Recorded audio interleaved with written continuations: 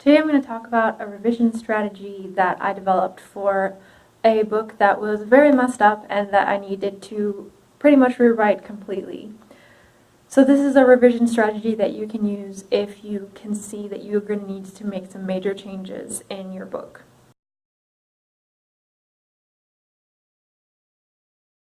Hello everyone, my name is Jimena. This is the Same Bookworm, and it's been a long time, but I thought that the revision strategy I want to show you today would be a lot easier to show in a video than a blog post, so here we are.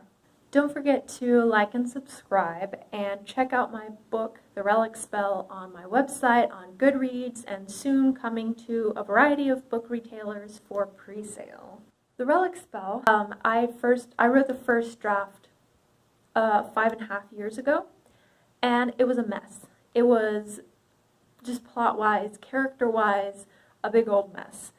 And between the time that I wrote the first draft and the time I started revising, I took a lot of creative writing classes, started majoring in creative writing, and also just learned a lot about life and about how to be a person and how to understand other people. So my idea of storytelling and character development changed a lot. So I knew I was going to have to revise this book a whole bunch. So that's why I came up with this revision strategy to help me out with this huge task. So part of my problem with revising the Relic Spell was that I couldn't conceptualize the whole thing. I couldn't just wrap my head around over 100,000 words that I had written down, especially when it was such a mess and incoherent.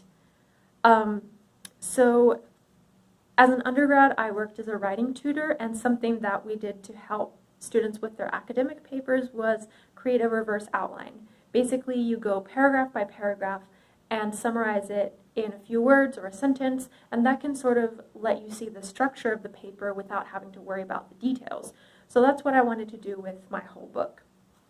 So I started going chapter by chapter, summarizing everything that happened in each chapter on one of these note cards. But I quickly realized that it wasn't really helpful to summarize the story that I actually had, because I knew I was going to change it a lot anyway, so it seemed like a waste of energy and time. So what I started doing was in blue pen summarizing the parts of the story that I was going to keep, the parts that were okay, that I was just going to have to maybe fix a little bit, and then in pink and red I summarized basically the parts of the story that I was going to add or replace something that was there. So you can see sort of the structure of where I was going to have to rewrite sections or add sections. And you can see that as the book goes along, it gets less blue and more pink. But basically, I could visualize how much work it was going to have to be. And that was actually a bit of a relief, because I already knew I was going to have to do a ton of work. This gave me like more of an idea of how much work I was going to have to do. It also helped me resolve issues with the plot before I actually wrote the whole thing and then had to scrap it again, as had happened with the original. I did not outline my first draft, so this is what I reaped. So after I finished creating all those note cards outlining the whole story, I went through and created character arcs for each of the major characters. Part of the problem that I had in my first draft was that the characters were pretty flat and they weren't active enough. So what I started doing was going through and writing down each of the actions that each of the main characters takes. So this is for the main character, Orion. So he takes a lot of actions. And at first I tried to create sort of a code, like color coding for different plot lines and stuff, but that didn't work out, so I scrapped that.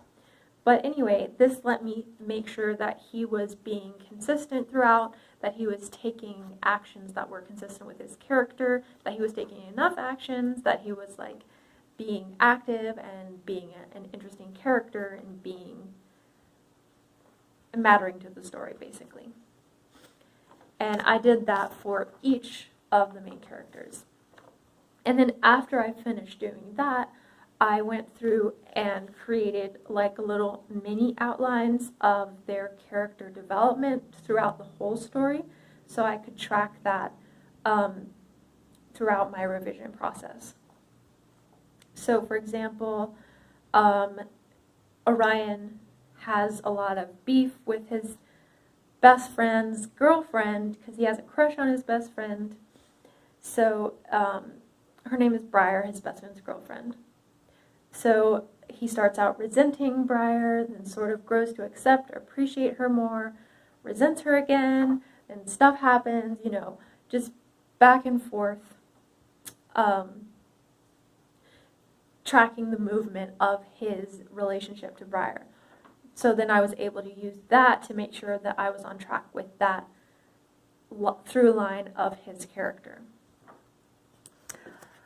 I also made these plot cards, which were somewhat destroyed by humidity or rain or something, but these were tracking each of the individual subplots because I had a lot of them and I was not able to keep track of them very well throughout the whole story.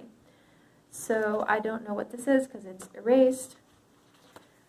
So basically there's a kidnapping in the book, so this was tracking the parts where it appeared throughout the book, tracking also I tried to do blue for things that were already in there, pink, and then red when my pink pen ran out for the things that I was going to have to add.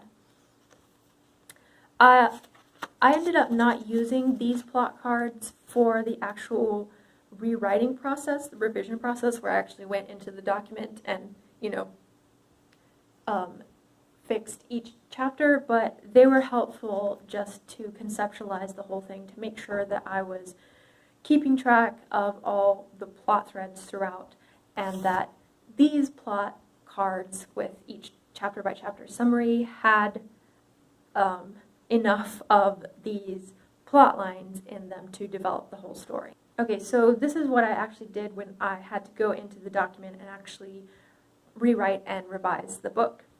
So I used my chapter by chapter plot cards to go in and be like, okay, blue, this is what I'm going to keep. I just have to fix it up, make it nicer, and then pink, I have to write all this new stuff. So I could just focus on that one chapter at a time. And I also went through, and after each chapter, I checked off the action that each character was taking. So Orion, Elsa, just using check marks to keep track of all the actions. This took a huge weight off my shoulders because I wasn't having to keep track of all these big picture things while I was just like going through and revising each paragraph, each sentence, just like deleting, adding new stuff. I knew that everything that I was doing was going to be on track. Obviously, my new draft that I had after I did all of this was not perfect. I still had to make some other major changes, but I only had to rewrite completely once. And I think that it is thanks to these revision strategies that I just sort of came up with on accident as a way to try to help me wrap my head around what I was trying to do.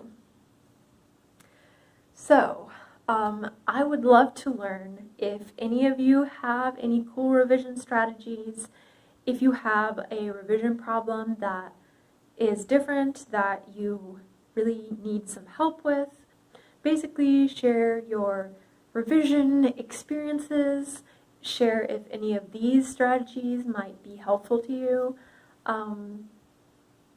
and let me know what new blog posts or videos that you would like to see from me. Don't forget to like and subscribe, and I will see you sometime.